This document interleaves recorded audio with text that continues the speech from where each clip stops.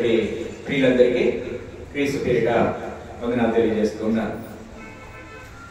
ఈరోజు మనం ఒక చిన్న అంశాన్ని ధ్యానించుకుంటే ప్రయత్నం చేద్దాం. ప్రియులారా, ఈ లోకంలో చూసినట్లయితే అనేకమైనటువంటి ఆచార వ్యవహారాలు మనం చూస్తూ ఉంటాం.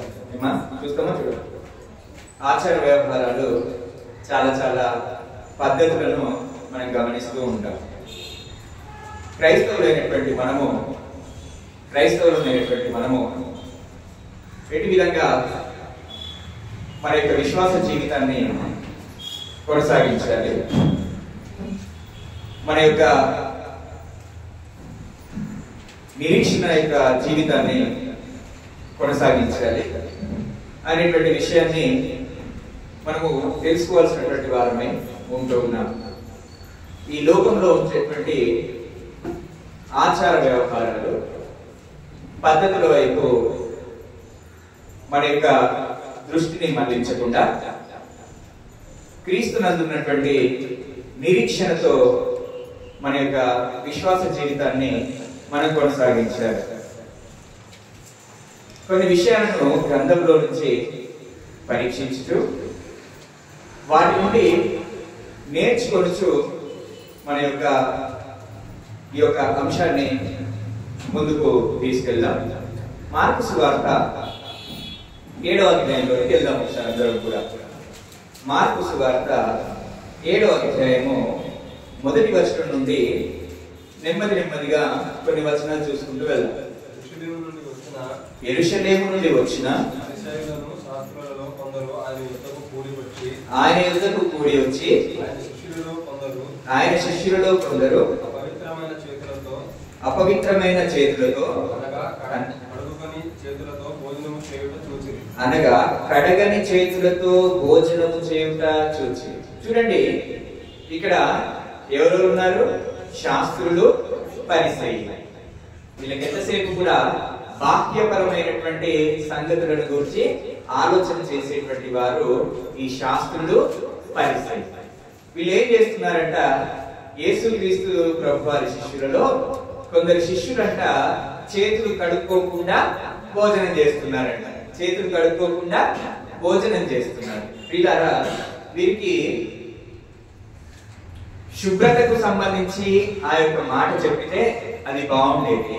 కానీ వీరు ఎటువంటిది తీసుకొస్తున్నారంటే పితృ పారంపర్యమైనటువంటి ఆచారాలను అక్కడ కోట్ చేస్తూ, నీ శిష్యులు ఎందుకు చేతులు కడుక్కోకుండా అపవిత్రమైనటువంటి చేతులతో భోజనం చేస్తున్నారు అని చెప్పేసి అక్కడ అడుగుతున్నారు. చేతులు మనం కడుక్కుంటున్నాము అంటే అది నీట్నెస్ కోసం. మన చేతులు అక్కడ ఇక్కడ తగిలి వస్తాము, వారిని వీరిని ముట్టుకొని వస్తాము, లేదంటే చెమటతోటే జిడ్డుతోటో ఉంటుంది. మనకు తెలియకుండానే మన నాసిక రంధ్రంలో మన చేయి వెళ్ళిపోతుంది, మనకు తెలియకుండానే మన చెవుల్లోకి మన వేలు వెళ్ళిపోతాయి. వాటన్నిటి నుంచి కొంచెం శుభ్రపరచుకోవడానికి మన చేతులు కట్టుకొని భోజన పదార్థాలు తీసుకోవాలి. అక్కడి వరకు ఓకే. దాన్ని వీళ్ళు ఇక్కడ ఎట్లా కోట్ చేస్తున్నారంటే, శాస్త్రులు, పరిసయ్యులు, నీ శిష్యులు అపవిత్రమైనటువంటి చేతుల చేత భోజనం చేస్తున్నారు. ఎందుకు అంటే ఆచారం. వారు ఒక ఆచార పద్ధతిలో దాన్ని అక్కడ కోట్ చేస్తున్నారు. అట్లయితే చదువుతున్నాను. పరిసయ్యులను యూదులందరూ పెద్దల పారంపర్య ఆచార్యమును బట్టి చేతులు కడుక్కుంటేనే గాని భోజనం చేయరు. అదిగో ఆచారమును బట్టి. ఎలా అంట నాన్న? ఈ రోజు మన అంశము ట్రెడిషనల్ క్రిస్టియన్స్, సాంప్రదాయ క్రైస్తవులు. ట్రెడిషనల్ క్రిస్టియన్స్, సాంప్రదాయ క్రైస్తవుల గురించి మనం మాట్లాడుకోవడానికి ప్రయత్నం చేస్తున్నాం. ఈ సాంప్రదాయ క్రైస్తవులు ఏం చేస్తారంట? ఇదిగో ఇటువంటి ఆచారాల్లో ఉంటారు. పరిసయ్యులు, శాస్త్రులు ఏమంటున్నారంటే అక్కడ పెద్దల ఆచారం ప్రకారంగా నీ శిష్యులు ఎందుకు చేతులు కడుక్కోవట్లేరు, కడుక్కోకుండా ఎందుకు భోజనం చేస్తారు? నీటిగా ఉండడానికి కడుక్కోమని చెప్పడం వేరు. పెద్దల ఆచారాన్ని కోట్ చేస్తూ కడుక్కోమంటున్నాడంటే ఆచారాలు వాళ్ళ యొక్క మనసులో నిలిచిపోయాయి, వాటినే కోట్ చేస్తున్నారు. అమ్మా, అంశంలో ఉన్నారా? ఇంకొంచెం ముందుకు వెళ్తూ ఉంటాను. మరియు ఇదిగో మరి ఒక ఆచారాన్ని చూడండి. ఏం చేయాలంట? నీళ్లు చల్లుకుంటారంట. ఏం చేస్తారమ్మా? నీళ్లు చల్లుకునేటువంటి ఆచారము చాలా మంది మనము గమనిస్తూ ఉంటాం. ఎవరైనా ఏం చేస్తారు? వాటర్ని స్ప్రింకిల్ చేసుకుంటారు. చదువుకుంటారా లేదా? చూసినా లేదా? ఇదిగో ఇవన్నీ అంశంలో ఉన్న మంచిది. ఇవన్నీ ఏంటన్నా? ఆచారాలు. చేతులు కడుక్కోకుండా భోజనం చేస్తున్నారనేటువంటి ఆచారం కోట్ చేసి, ఎవరైనా సరే నీళ్లు చల్లుకోకుండా ఉంటారా అని చెప్పేసి అదొకటి కోట్ చేసి కొంచెం ముందుకెళ్దాం. నీవుగాక గిన్నెలను, కుండలను, ఇత్తడి పాత్రలను నీడలో కడుగుట మొదలు అనేక ఆచారములు వారు అనుసరించుచుంటారు. ఎన్ని ఆచారాలు చూడండి! గిన్నెలు కడుక్కోవడము, కుండలు కడుక్కోవడము, ఇత్తడి పాత్రలు కడుక్కోవడము, ఇవన్నీ కూడా ఆచారప్రాయంగా వాళ్ళు చేసేటువంటి స్థితిలో ఉన్నారు. అవన్నీ కూడా క్రీస్తు ప్రభువుతో మాట్లాడుతున్నారు. నీ శిష్యులు ఎందుకు చేతులు కడుక్కోకుండా భోజనం చేస్తున్నారు? నీ శిష్యులు ఎందుకు నీళ్లు చల్లుకోకుండా ఉన్నారు? నీ శిష్యులు ఎందుకు ఇవన్నీ కడుక్కోకుండా ఉన్నారు? ఏంటి? గిన్నెలు, వెండి పాత్రలు, ఇంకా అక్కడ చెప్పినటువంటి కుండలు కానివ్వండి, అవన్నీ కూడా పాత్రలన్నీ కూడా. అంటే వీళ్ళు ఏం చేస్తున్నారంటే నాన్న, ఆల్వేస్ బాహ్యపరమైనటువంటి నీట్నెస్ ని, బాహ్యపరమైనటువంటి ఆచారాలను వీళ్ళు పాటిస్తా ఉన్నారు. అంటే బయటికి కనబడేటువంటి ప్రపంచాన్ని వీళ్ళు ఆచారప్రాయంగా చేస్తూ చూస్తూ ఉన్నారు. ఎప్పుడైనా సరే ప్రియులారా, ఒక సామెత ఉంది. ఏంటది? లోన లొటారం, ఏంటంటే పైన పటారం. లోన లొటారం, పైన లోన ఎంత మురికే, లోన మొత్తం మురికే, పైన మాత్రం గిన్నెలు ఎట్లున్నారంట? శుభ్రంగా ఉండాలి. ఇత్తడి పాత్రలు, కుండలు అవన్నీ కూడా ఎట్లున్నారంట? లోపలంతా కూడా. అందుకే యేసుక్రీస్తు వారు సున్నము కొట్టిన సమాధులారా అని చెప్పేసారు. మామూలుగా లేదు. సమాధి ఎట్లుంటది? పైకి బాగా మంచి సున్నం వేసి పెడతాం ఆ సమాధికి. లోపల ఏముంటది అన్న? మొత్తము ఎముకల కుళ్ళు, ఎముకల కుళ్ళు ఉంటుంది లోపల. బయటికి ఏముంటుంది? ఎంత పరిశుభ్రంగా, ఎంత అందంగా. నీకు అవసరమైతే దాని మీద క్యాండిల్స్ పెట్టి, అయ్యో బాబోయ్, మామూలుగా ఉండదు. విన్నారా? శిష్యులు ఆచారాలు పాటిస్తా ఉన్నారు. శిష్యులు ఆచారాలను పాటిస్తా ఉన్నారు. అంటే మనం కూడా అటువంటి ఆచారాలలో చిక్కుకుపోతున్నామేమో జాగ్రత్తగా పరిశోధించాల్సినటువంటి వారమై ఉంటూ ఉన్నాం. ఈ యొక్క ఆచారాలు ఎలా ఉంటాయంటే, కొన్ని సంఘాలు అని పిలుచుకునేటువంటి వాటిల్లో తెల్ల దుస్తులు ధరిస్తేనే ఆరాధన కాదు. ఉందా లేదా ఇటువంటి ఆచారం? Only white dress. ఆ వైట్ డ్రెస్ కి సంబంధించినటువంటి విషయం ఏంటి అనేటువంటి తెలియదు, కానీ అది దేన్ని సూచిస్తుంది అనేటువంటి దాన్ని నేర్చుకోరు. కానీ వైట్ డ్రెస్ మాత్రం తప్పకుండా. అంటే బాహ్యంగా ఎలా ఉండాలంట? శుభ్రంగా ఉండాలి, కలకలా మెరుస్తూ ఉండాలి. లోపల ఎక్కున్నా పర్లేదు. ఆచారం. కొన్ని సంఘాలలో గడ్డలు పెంచుకోవడం మంచిది కాదు, అది దేవుడికి అంగీకారము కాదు. ఏంటట? గడ్డలు పెంచుకోవడం దేవుడికి అంగీకారం.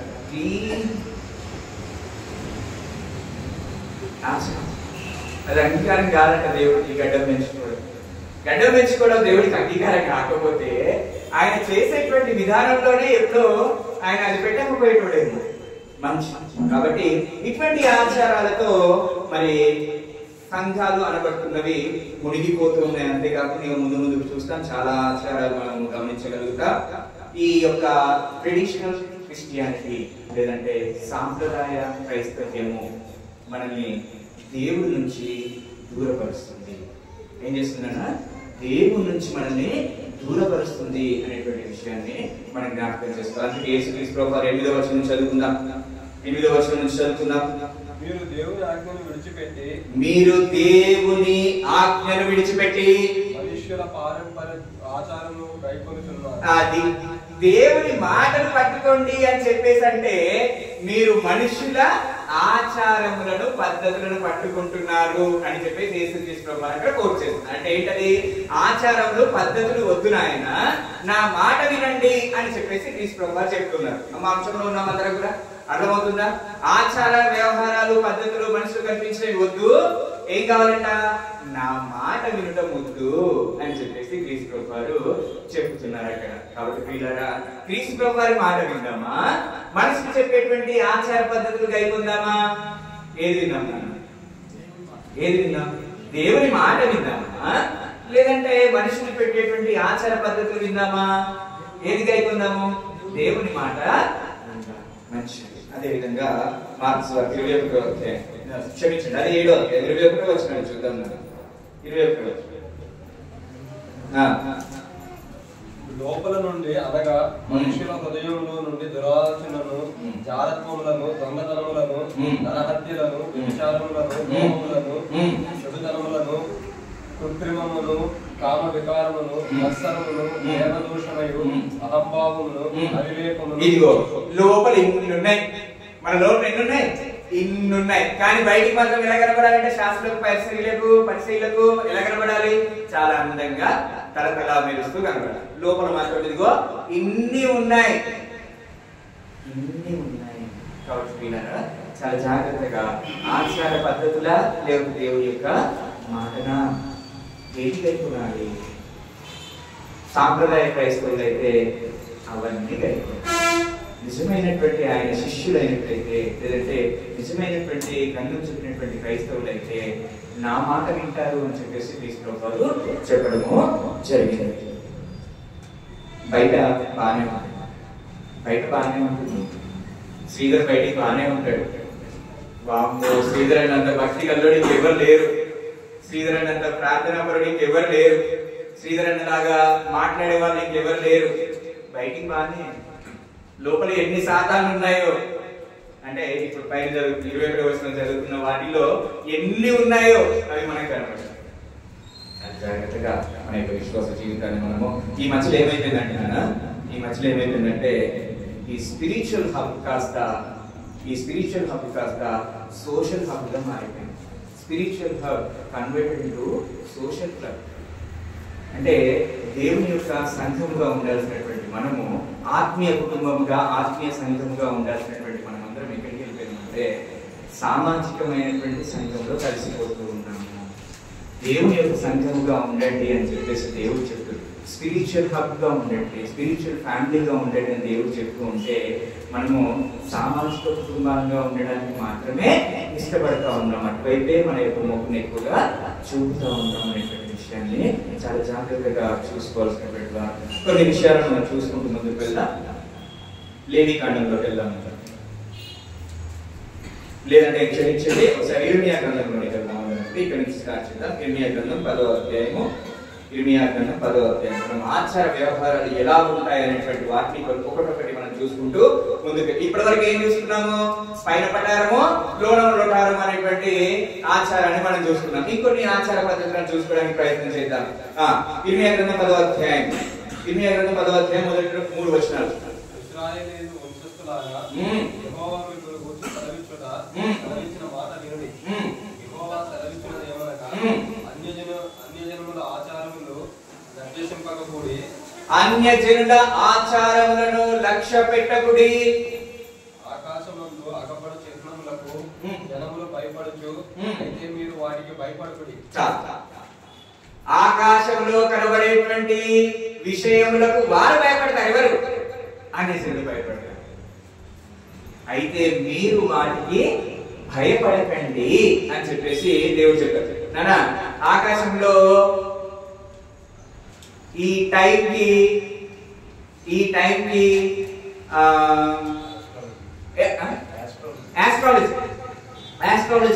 ఆస్ట్రాలజీని లక్ష్యం పెట్టుకొని వాళ్ళు భయపడతా ఉంటారు. కానీ మనం వాటికి భయపడకూడదు. అంటే ఆకాశంలో జరిగేటువంటి వింతలను చూసి భయపడతా ఉంటారు అన్యజనులు. వాటిని చూసి మనము భయపడకూడదు అని చెప్పేసి, అది లోకంలో ఉన్నటువంటి ఆచారం ఏంటట? ఆకాశంలో జరిగేటువంటి వింతలను చూసి భయపడతా ఉంటారంట.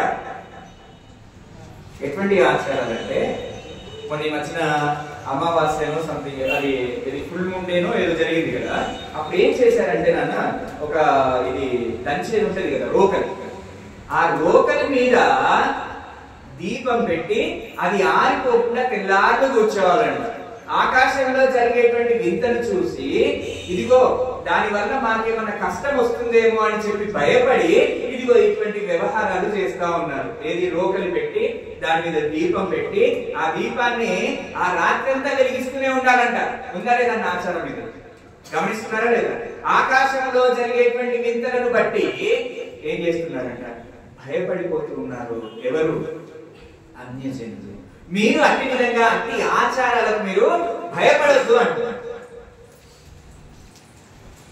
సైంటిఫికల్ గా సైంటిస్ట్ ఏమైనా సజెస్ట్ చేస్తే వాటిని పాటించబద్దులమై ఉన్నాం, కానీ మూఢనమ్మకాలతో భయపడిపోవద్దు అనేటువంటి విషయాన్ని దేవుడు అక్కడ స్పష్టంగా చెబుతున్నాడు. అమ్మ చెప్పాడు కదా, ఆకాశంలో జరిగేటువంటి వింతలను బట్టి మనం భయపడద్దు.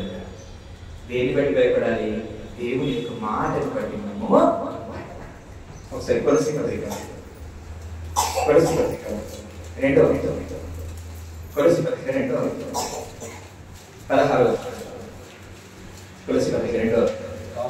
కాబట్టి అన్నపానముల విషయంలోనైనను పండగ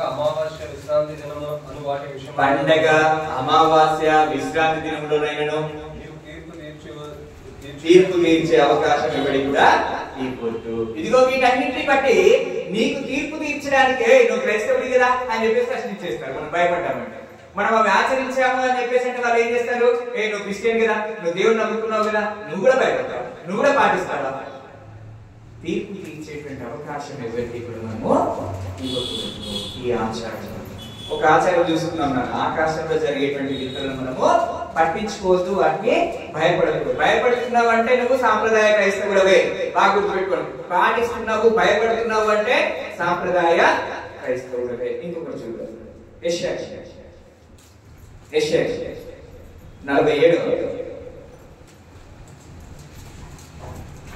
యెషయా 47:11 కీడు నీ మీదకు వచ్చినది నీవు మంత్రించి దాన్ని పోగొట్టజాలదు. ఆ కీడు నీ మీద పడును, దానిని నీవు నివారించలేవు. నీకు తెలియని నాశనము నీ మీదకి ఆకస్మికముగా వచ్చును.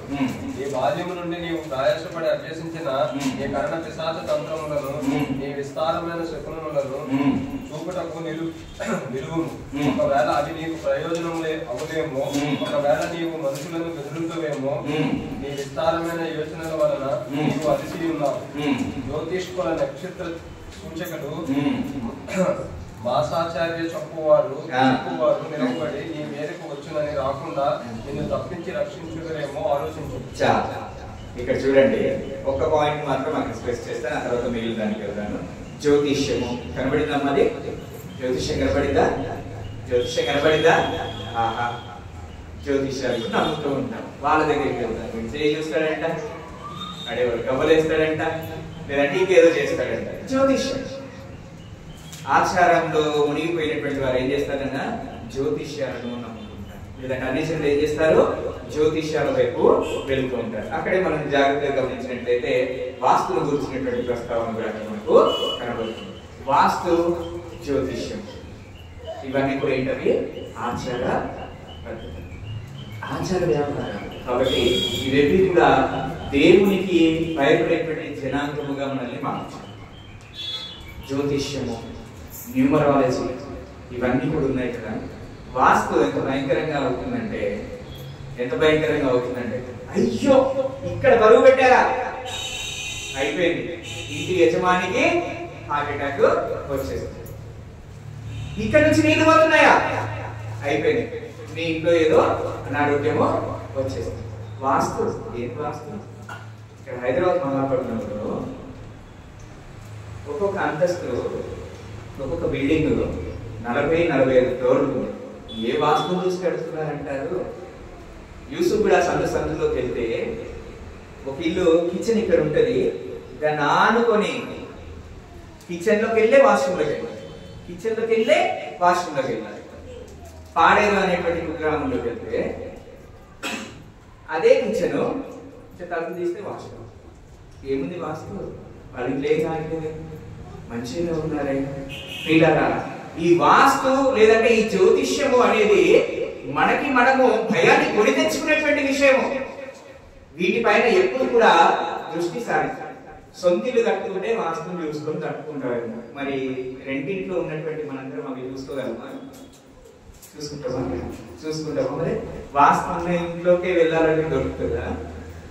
ఉండగలుగుతామా? మహాపట్నంలో స్పేస్ ఉంది, ఇక అవన్నీ చూసుకుంటామనే వాళ్ళు బహుశా చూసుకుంటారు. అటువంటి వాటికి మనము తావు ఇవ్వకూడదు అని చెప్పేసి దేవుని యొక్క లేఖనము సెలవిస్తా ఉంది. కాబట్టి ప్రియులారా, జ్యోతిష్యము వాస్తుల వైపు మన యొక్క మైండ్ ని ఎప్పుడు కూడా నిలుపవద్దు అనేటువంటి విషయాన్ని మనము జ్ఞాపకం చేసుకోవాలి.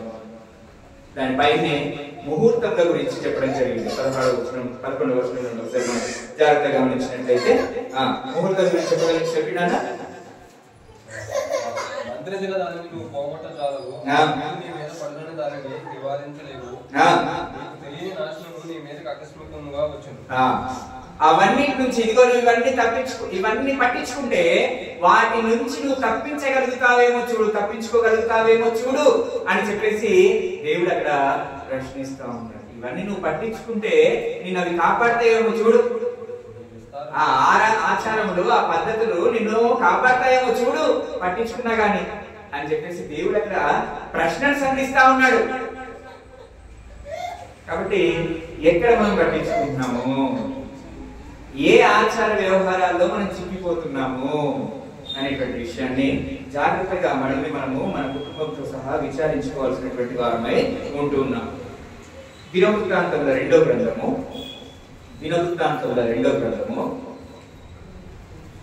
33వ అధ్యాయము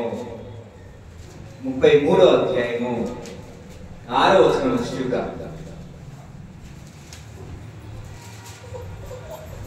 దినవృత్తాంతముల రెండో గ్రంథము 33వ అధ్యాయము 6వ వచనం నుంచి అతడు తన కుమారులను అగ్నిలో గుండా దాటించి ముహూర్తములను విచారించు. ఏం చేస్తున్నాడంటే ఇక్కడ మనిషి ముహూర్తములను విచారిస్తా ఉన్నాడట. చూడండి, ముహూర్తములు విచారించినప్పుడు అక్కడ మనిషి దేవుని యొక్క కోపానికి ఉగ్రతకు లోనై అగ్నిలో కాల్చబడ్డాడు. అక్కడ వృత్తాంతాన్ని మనం చదువుకుంటే ముహూర్తములు నానా నిజమైనటువంటి క్రైస్తవుల జీవితాల్లో ముహూర్తములు అనేటువంటి వాటికి తావు లేదు. మనిషి ముహూర్తములను చూసినట్టుగా అక్కడ మనం గమనిస్తా ఉన్నాం. ఆయన తీవ్రమైనటువంటి దేవుని యొక్క కోపానికి గురైనట్టుగా మనం అక్కడ గమనిస్తా ఉంటాం. ముహూర్తాలు చూస్తామా లేదా? చూస్తారా లేదా? ముహూర్తాలు అమ్మా చూస్తారా లేదా? చూస్తారు. మనం చూస్తున్నామా? గృహ ప్రవేశం చేయాలంటే ఏం చేయాలి? ముహూర్తం. గృహ ప్రవేశం చేయాలంటే ముహూర్తం. పెళ్లి చేయాలంటే 11 గంటల 43 నిమిషాల 51 సెకండ్లు. 11 గంటల 43 నిమిషాల 11 సెకండ్లు ముహూర్తం పెట్టేసింది అయ్యగారు అంతే. కాబట్టి ప్రియులారా, ముహూర్తాలు చూస్తే మనిషి చచ్చిపోయాడు.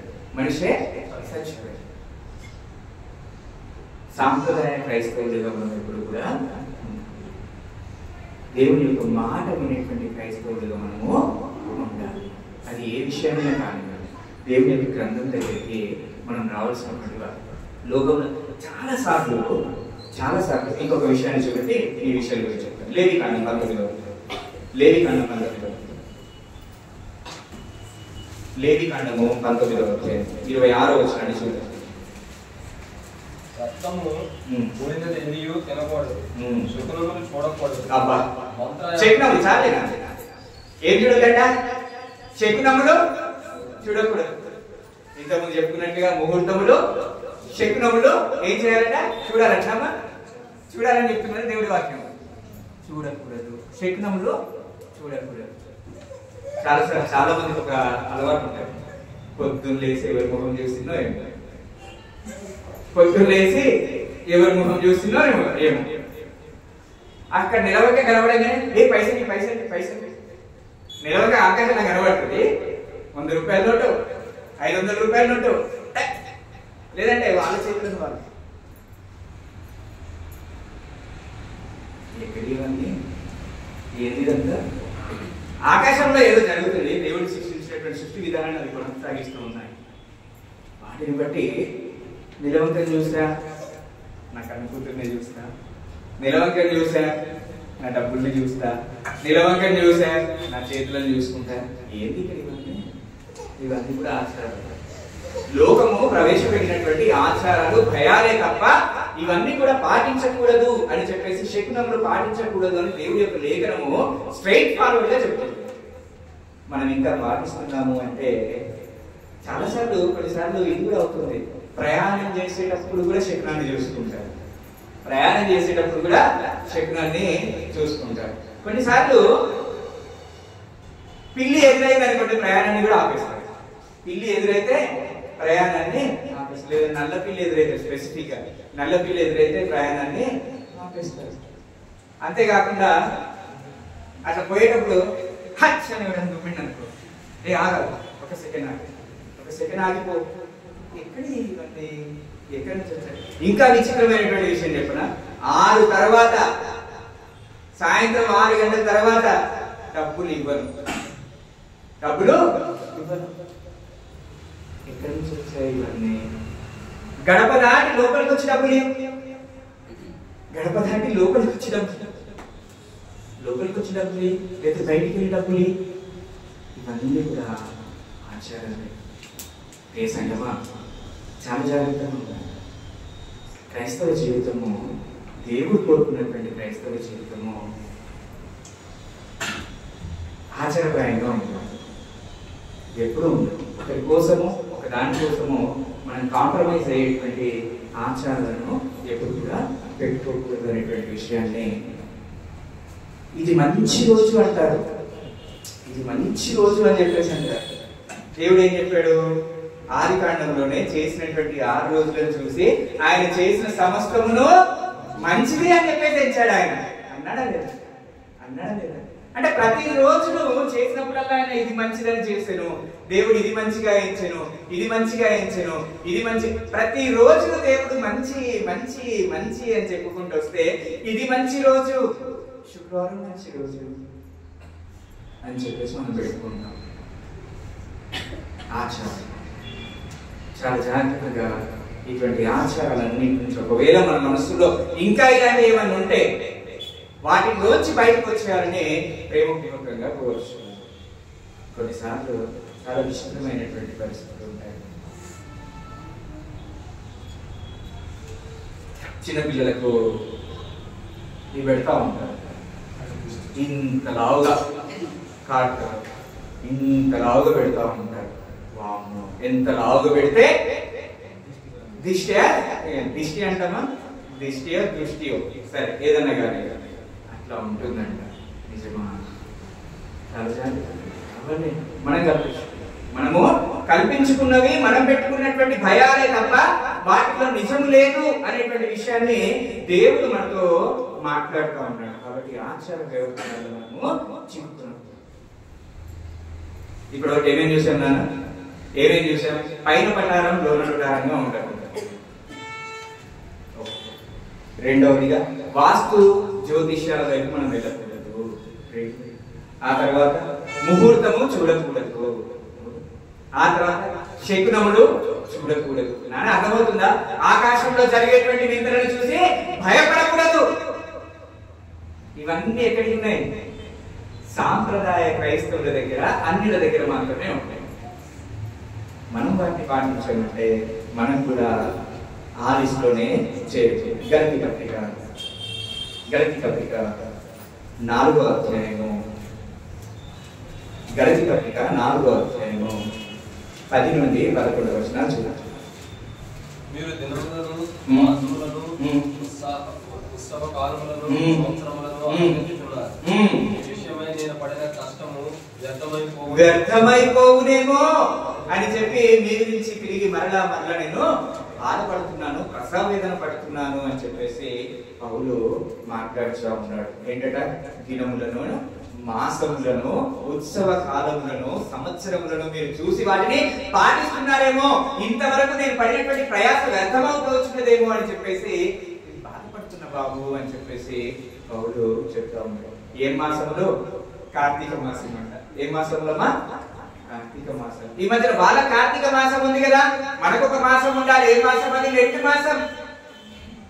వాళ్ళ కార్తీక మాసం ఉంది కదా, మనకు కూడా ఒక మాసం ఉండాలి, లెంట్ మాసం.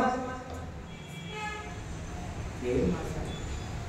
మాసాలు ఏం లేవు, నెలలు చూడాల్సినటువంటి పని లేదు, సంవత్సరాలు చూడాల్సినటువంటి పని లేదు, దినములు చూడాల్సినటువంటి పని అంతకన్నా లేదు అని చెప్పి శ్రావణ మాసం, ఆషాఢ మాసం. ఎన్ని మాసాలు? శ్రావణ మాసం, శ్రావణ మాసం. అలాగే వాళ్ళకి అన్ని మాసాలు ఉన్నప్పుడు మాకు ఒక మాసం ఉండొద్దా? ఏ మాసం మనది? లెంట్ మాసం. కాబట్టి చాలా జాగ్రత్త. లెంట్ మాసాలు కూడా లేవు గ్రంథంలో. దాని గురించి ప్రభుత్వం అయితే మళ్ళీ ఇక్కడ మాట్లాడుకుందాం. కానీ ఏ మాసాలు లేవు. మీరు దినములు, మాసములు, సంవత్సరములు, ఉత్సవ కాలములు అని చెప్పి వాటి వైపు తిరిగి మరలా తిరుగుతున్నారేమో.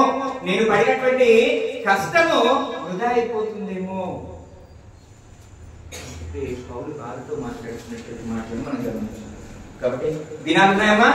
అమ్మా, క్రైస్తవులకి ఒకటే చెప్తున్నాను వినండి. మనకు అనుకూలత ఉందా ఆ రోజు చేసేయడమే పని. అనుకూలత ఉన్నప్పుడు చేసేయడమే, అంతేగాని దినములు, మాసములు, ఉత్సవములు, శకునములు, ముహూర్తములు, ఉత్సవ కాలములు ప్రాక్టీస్లు ఇవ్వడానికి కూడా ముహూర్తాన్ని సెట్ చేస్తారు. దొరగారు వస్తారు అక్కడి నుంచి దొరగారు వచ్చినప్పుడు బాప్తిసం ఇస్తారు. బాప్తిస్మానికి కూడా ముహూర్తాలు పెట్టేటువంటి పాస్టర్లు ఉన్నటువంటి యొక్క కాలంలో చాలా జాగ్రత్తగా వివేచన కలిగి గ్రంథం ఏం చెప్తుంది అని పాటించడం బద్దులమై ఉంటూ ఉన్నాం. అయ్యగారితో ముహూర్తము, పాస్టర్ తోటి ప్రార్థన. ఏంటండి? అయ్యగారితో ముహూర్తము, పాస్టర్ తోటి ప్రార్థన. అలా అయిపోయింది సాంప్రదాయ క్రైస్తవుల యొక్క పరిస్థితి. ఒకసారి పెళ్లికి వెళ్తే అక్కడ ఉన్నటువంటి పరిస్థితి, ఒక అన్యుడు నా దగ్గరికి వచ్చి సేమ్ మా ఇద్దరే జరుగుతుంది మీ పెళ్లి కూడా అన్నాడు. అబ్బా, క్రిస్టియన్ మ్యారేజ్కి వెళ్ళాను నేను, సేమ్ మా ఇద్దరే జరుగుతున్నాను మీ పెళ్లి కూడా అన్నాడు. ఇంత మంచి జరుగుతుంది. ఒక్కటి తేడా ఉన్నాడు, ఫోటో ఒక్కటి తేడా ఉన్నాడు. అక్కడే వాళ్ళ ఫోటోలు ఉంటాయి, ఇక్కడ సినీ యాక్టర్ ఫోటో ఉంది కదా, యేసుక్రీస్తు లాగా యాక్ట్ చేసిన ఫోటో, ఆ ఫోటో పెట్టుకుని ఉన్నారంటే. ఏ బొమ్మను కూడా చేసుకోవద్దని దేవుడు చెప్పినప్పుడు ఏ బొమ్మను ఎందుకు పెట్టుకుంటావు? అది వదిలిపెట్టాడు. సరే, సేమ్ మా ఇక్కడే ఉందన్న మీ పెళ్లి కూడా అని చెప్పేసి అన్నాడంటే ఎక్కడికి వెళ్తున్నాము? ఆ ఆచారాలను తీసుకొచ్చి మన పెళ్లిళ్ళలో కూడా గుప్పించేసి మళ్ళీ క్రైస్తవ వివాహం అని చెప్పేసి చెప్తున్నారు. ఎన్ని ఆచారాలు నాన్న, జాగ్రత్త. సాంప్రదాయ క్రైస్తవులుగా మనకు చాలా సులువైనటువంటి విధానాన్ని దేవుడు చెప్పాడు. మనం క్రైస్తవ జీవితాన్ని కొనసాగించడానికి, విశ్వాస జీవితాన్ని కొనసాగించడానికి ఆయన చాలా బర్డెన్స్ మన మీద పెట్టలేదు. చాలా ఈ పాత నిబంధనలో ఉన్నటువంటి వారికి, ఇశ్రాయేల్ ప్రజలకి ఆయన చాలా అంటే చాలా బర్డెన్స్ పెట్టాడు. బలి ఇవ్వకపోతే, శనివారం ఆరాధన చేయకపోతే, లేదంటే సంవత్సరానికి 3 సార్లు యెరూషలేమునకు రాకపోతే, మామూలు దశమ భాగం ఇవ్వకపోతే, 5 రకాలైనటువంటి అర్పణలు అర్పించకపోతే మామూలుగా విధులను విధించలేదు వాళ్ళకి. మనకు దేవుడు చాలా తేలిక చేశాడు. క్రొత్త నిబంధన క్రైస్తవ్యము చాలా తేలిక చేశాడు దేవుడు. తిరిగి మరలా మనము అటువంటి వాటిలో చిక్కుకున్నాం. అమ్మ ఉన్నారా? నాతో అంశంలో ఉన్నారా? మంచిది. ఇంకా కొన్ని విషయాలను చూసుకోవడానికి ప్రయత్నం చేద్దాం. సమూయేలు మొదటి గ్రంథము 28వ అధ్యాయము. సమూయేలు మొదటి గ్రంథము 28వ అధ్యాయము 8వ వచనం. కాబట్టి పౌలు మారువేషము ధరించి, పౌలు ఏం చేసినాడు నాన్న? పౌలు దేవుడి దగ్గర ప్రార్థన చేసినప్పుడు దేవుడికి అవిధేయంగా ఉన్నందుకు ఇక పౌలుకి అర్థం కాలేదు. అమ్మో, దేవుడు నాకేం తెలుసా? సౌలు క్షమించండి. సౌలు దేవుడి దగ్గర ప్రార్థన చేసినప్పుడు దేవుడి దగ్గర నుంచి ఆయనకి ఏం జవాబు రాకపోతే ఆయన ఏం చేసినట్ట చూద్దాం ఒకసారి. మారువేషము ధరించి వేరు బట్టలు తొడుగుకొని 2 మనుషులను వెంట పెట్టుకొని పోయి రాత్రి వేళ ఆ స్త్రీ యొద్దకు వచ్చి కర్ణ పిశాచము ద్వారా శకునము చెప్పి, నాతో మాట్లాడుటకై నేను నీతో చెప్పు అని. ఎక్కడికి వెళ్ళినట్టే సౌలు చూడండి, మంత్రసానుల దగ్గరికి వెళ్ళిండు. ఎక్కడికి వెళ్ళిండు? మంత్రసానుల దగ్గరికి వెళ్ళిండు. సోది చెప్పేటోళ్ళ దగ్గరికి వెళ్ళిండు. ఎక్కడికి వెళ్ళిండు? సోది చెప్పే వారి దగ్గరికి వెళ్ళిండు సౌలు. వెళ్ళిన తర్వాత అక్కడ జరిగింది, రేపు ఈ టైంకి నువ్వు చచ్చిపోతావు అని చెప్పేసి దేవుడు వెల్లడిపరిచాడు. ఎందుకు? నువ్వు అక్కడికి వెళ్ళినందుకు. ఎక్కడికి? మంత్రసానుల దగ్గరికి, సోదెగారుల దగ్గరికి నువ్వు వెళ్ళినందుకు సౌలు రేపు నువ్వు ఇదే సమయానికి చచ్చిపోతావు. మంత్రం వేయించుకొని వస్తారు. చిన్న బిడ్డలకి ఏమన్నా కాగానే ఏం చేస్తారు నాన్న? మంత్రం వేయించుకొని వచ్చేస్తారు. ఎక్కడికి వెళ్ళేసి? బాబాల దగ్గరికి వెళ్ళి. ఏ బాబాలు? హిందూ బాబాలు ఉన్నారు, ముస్లిం బాబాలు కూడా ఉన్నారు. వాళ్ళ దగ్గరికి వెళ్ళేసి మంత్రం వేయించుకొని వచ్చేస్తారు. వాళ్ళ దగ్గరికి వెళ్ళి తాయెత్తు కట్టుకొని వచ్చేస్తారు. సౌలు అక్కడికి వెళ్ళి ఇక్కడికి మంత్రసాన్ దగ్గరికి, సోది చెప్పేటాల దగ్గరికి వెళ్ళి ఏమైంది? రేపు ఈ టైంకి చాలా మందికి యవనస్తులైనటువంటి స్త్రీలకు మరి విశేషంగా ఈ కాళ్ళకి ఏదో బ్లాక్ తాడు కట్టుకుంటారు. ఎందుకు అర్థం? కాళ్ళకి ఇక్కడ పట్టీల దగ్గర లేదా గజ్జల దగ్గర నల్ల తాడు కట్టుకుంటారు. అంటే మంత్రస్థానాల దగ్గరికి వెళ్ళి తాయెత్తు కట్టించుకొని వస్తున్నారని. పురుషులకి షోల్డర్ దగ్గర తాయెత్తు ఇట్లా కట్టుకొని ఉంటారు. అంటే ఏంటి? మంత్రస్థానం దగ్గరికి, సోదెగాల దగ్గరికి వెళ్ళినట్టు అంటారు. సౌలు చచ్చిపోయాడు. చాలా ఆచార వ్యవహారాలు నా మాట మాత్రమే ఉంది అన్నాడు. ఏ ఆచారం నాన్న ఎవ్వరికి ఏ శారీరకంగా అందరం బలహీనడమే దేవుడు నిర్మించినటువంటి విధానం అని భయపడాల్సిన అవసరం లేదు. పౌలు ఏమన్నాడు? బ్రతుకుట క్రీస్తే, చావైతే లాభము అని చెప్పేసి అన్నాడు. అటువంటి స్థితిలో మనం ఉండాలి. దీనికి వచ్చేటువంటి బలహీనతలను బట్టి, శరీరానికి వచ్చేటువంటి బలహీనతలను బట్టి ముహూర్తాలు, శకునాలు, మంత్రస్థానాలు, సోదెగానులు, ఆకాశంలో జరిగేటువంటి వాటిని బట్టి భయపడడాలు. నువ్వు భయపడుతున్నావు అని చెప్పేసి అంటే దేవుని పైన నీకు సంపూర్ణమైనటువంటి విశ్వాసం లేనట్టే. నువ్వు ఇహలోకంలో జరిగేటువంటి తాంత్రికాలను చూసి భయపడుతున్నావు అంటే నువ్వు ఖచ్చితంగా దేవుడి పైన సంపూర్ణంగా ఆధారపడలేదు అని అర్థం. కాబట్టి చాలా జాగ్రత్తగా మన యొక్క విశ్వాసాన్ని కాపాడుకుంటూ ముందుకు వెళ్ళాల్సినటువంటి దేని విషయంలో కూడా భయపడొద్దని దేవుడు ఎన్నిసార్లు చెప్పాడు తెలుసా? గ్రంథంలో 365 సార్లు చెప్పాడంట. ఏమని? భయపడకండి, భయపడకండి, భయపడకండి అని చెప్పేసి. ఆయన అంత మంచిగా చెప్తా ఉంటే మనం వీటన్నిటి వైపు ఉరుకుతా ఉన్నాం. ఇంకొకటి చూద్దాం. రాజుల రెండవ గ్రంథము, రెండవ రాజుల గ్రంథము 1వ అధ్యాయము 3వ వచనం చూద్దాం. రెండవ రాజుల గ్రంథం 1వ అధ్యాయం, 2వ రాజుల గ్రంథం 1వ అధ్యాయము 3వ వచనం చూద్దాం. యెహోవా దూత దివ్యుడైన ఏలియాతో ఇలాగ సెలవిచ్చాను, నీవు లేచి షోమ్రోను రాజు పంపిన దూతను ఎదుర్కొనబోయి ఇట్లను, ఇశ్రాయేలు వారిలో దేవుడు ఉన్నవాడు లేడనుకొని, దేవుడు లేడనుకొని ఎప్రోను దేవత అయిన, చూడండి, నిజమైనటువంటి నన్ను కాదని దేవుడు లేడనుకొని అక్కడ ఉన్నటువంటి అహాజ్య రాజు దేవుడు లేడనుకొని అన్య దేవతల వైపు వెళ్ళిపోయాడు. ఎక్కడికి వెళ్ళాడు? అన్య దేవతల వైపు వెళ్ళిపోయాడు. చచ్చిపోయాడు. అహాజ్య రాజు అన్య దేవతల వైపు వెళ్ళిపోయాడు, చచ్చిపోయాడు. మనం కూడా చాలా సందర్భాలు అన్య దేవతల వైపు తిరుగుతూ ఉంటాము. చాలా జాగ్రత్త. మన యొక్క విశ్వాసం దేవుడికి మాత్రమే, నిజమైనటువంటి దేవుడికి మాత్రమే మనము మొరపెట్ట బద్దులమై ఉంటూ విధంగా మీద లోకంలో ఉన్నటువంటి సాంప్రదాయ క్రైస్తవులుగా లేదంటే అన్యులుగా మనం ఉండకుండా యేసుక్రీస్తు చెప్పినట్టుగా నా మాట వినండి అనేటువంటి ఆయన శ్రేష్టమైనటువంటి మాటలను మన హృదయంలో నాటుకొని మన యొక్క విశ్వాస జీవితాన్ని కడ వరకు కొనసాగించబద్ధమై ఉంటూ ఉన్నాం. వీళ్ళ చాలాసార్లు కూలికులు తిప్పేస్తారు రోడ్డు పైన 4 దారులు ఉన్న దగ్గర. అమ్మ చూసారా? 4 దారులు 3 దారులు ఉన్న దగ్గర ఏం చేస్తారు? నిమ్మకాయలు కానీ కోడిగుడుని కానీ కుంకుమ పసుపు చల్లి అక్కడ పెడతారు. వాటిని చూసినా భయమే, వాటిని చూసినా భయమే. అయ్యో తొక్కేసినావా, అయ్యో దాంట్లో వచ్చేసినావా.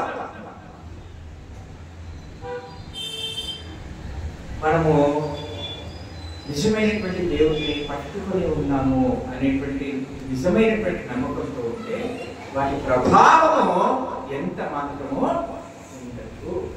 బాగుంది. మా ఇంటి దగ్గర ఒక యవనస్తుడు ఇప్పుడు సంగతి కాదు, ఇది ఆల్మోస్ట్ ఒక 20 years బ్యాక్ కదా. ఆ యవనస్తుడు చాలా మొరటలు అంటాం కదా, మొరటలు అని చెప్పి దేన్ని పట్టించుకోరు, దేన్ని లక్ష్య పెట్టరు, ఆయనకు నచ్చిందే చేసేస్తాం. అటువంటి వాడు ఎవరింట్లో ఏ పనున్నా చేసేటోడు, ఎవరు ఏ చెప్పినా ఉరికి చేసేటోడు, బరువు ఎత్తారన్నా ఆయనే, ఇంకేం చేయాలన్నా పనులు చేయాలన్నా ఆయన. అరే ఏంట్రా నువ్వు దేన్ని పట్టించుకోవాలి అన్నా, నేను దేన్ని పట్టించుకోను. ఎందుకు పట్టించుకోవాలి? దేన్ని పట్టించుకోను నేను. ఎంత ఇది అంటే కోడి గుడ్డు తిప్పి పెడతారమ్మా ఆ మూల మీద, దాన్ని తీసుకొని తినేవాడు ఆయన.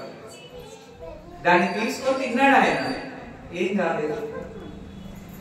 పట్టించుకోవద్దు నాన్న, దాన్ని పట్టించుకోవద్దు. మనము పట్టించుకుంటే ప్రభావం వస్తుందని భయం కలుగుతుంది. ఆచరణ దేనికి భయపడుతుంది అని చెప్పేసి దేవుడు, మీ శరీరాన్ని చంపేటువంటి వారు ఎవరికి భయపడకండి, కానీ ఆత్మను శరీరమును చంపేటువంటి వాడికి మాత్రము మిక్కిలి భయపడండి అని చెప్పేసి అన్నాడు దేవుడు. మిక్కిలి కొద్దిగా చాలా ఎక్కువ భయపడాలి. కాబట్టి ఇన్ని ఆచారాలు చెప్పుకున్నాం కదా, ఇప్పుడు ఏ ఆచారంలో నువ్వు ఉన్నావు, ఏ ఆచారంలో నేను తెలిసి ఓహో డబ్బులు 6 దాకా ఇవ్వలేనటువంటి దాంట్లో ఉన్నానా, గడప దాటకుండా డబ్బులు తీసుకునేటువంటి దాంట్లో ఉన్నానా, తుమ్మితే ఆగిపోయే దాంట్లో ఉన్నానా, తాయెత్తు కట్టుకునేటువంటి దాంట్లో ఉన్నానా, సోదగల దగ్గరికి పోయే దగ్గర ఉన్నానా, ముస్లింస్ దగ్గరికి వెళ్ళే వాళ్ళ దగ్గర ఉన్నానా, ఎక్కడున్నానో, ఏ ఆచారంలో నేను చిక్కుకున్నాను? క్వశ్చన్ చేస్తుంది. Get out of all those, అన్నిటిలోంచి బయటపడి దేవుడు కోరుకునేటువంటి ఆత్మీయ సంఘముగా మనమందరము వాటి దేవుడు మనందరికీ అనుగ్రహించిన ఆమేన్.